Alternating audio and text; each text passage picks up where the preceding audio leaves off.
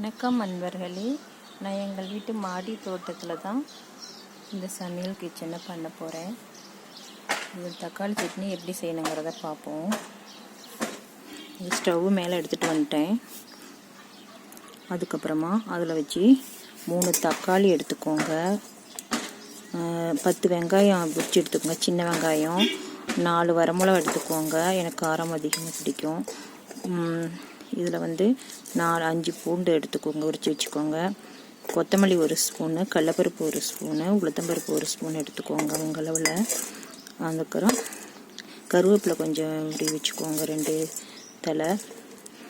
இதெல்லாம் ஃபஸ்ட்டு தக்காளி போட்டு வெங்காயம் பூண்டு இதெல்லாம் போட்டு நல்லா வதங்கணும்.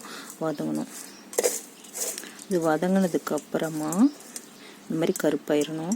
நல்லா வதங்கினதும் அதுக்கப்புறமா கருவேப்பிலை, இந்த பருப்பு வகைகள்லாம் போடணும். கொத்தமல்லி இதெல்லாம் உளுத்தம்பருப்பு கடலப்பருப்புலாம் போட்டு நல்லா வதக்கணும். நல்லா வதக்கினதுக்கப்புறம் கடைசியாக வரமிளகாய் போடணும். வரமிளகாய் போட்டு உங்களுக்கு தேவையான வரமிளகா போட்டுக்கோங்க. இது கொஞ்சம் காரம் நான் இருந்தாலும் 4 மிளகா போட்டிருக்கேன். இது நல்லா வதங்கி விட்டுடும்.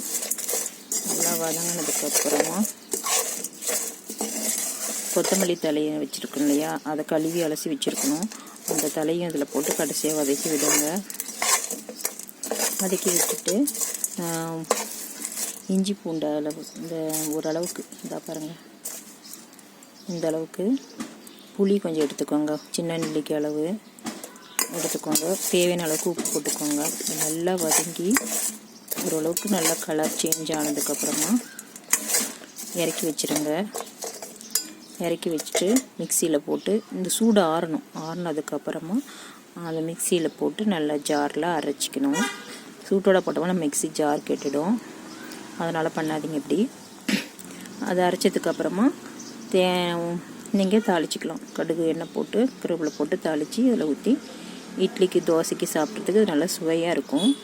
இந்த முறை உங்களுக்கு செஞ்சு பாருங்கள். பிடிச்சிருந்துச்சுன்னா எப்படி இருக்குன்னு லைக் பண்ணுங்கள், கமெண்ட் பண்ணுங்கள், ஷேர் பண்ணுங்கள். மறந்துடாதீங்க நேயர்களே. பாய் பாய்.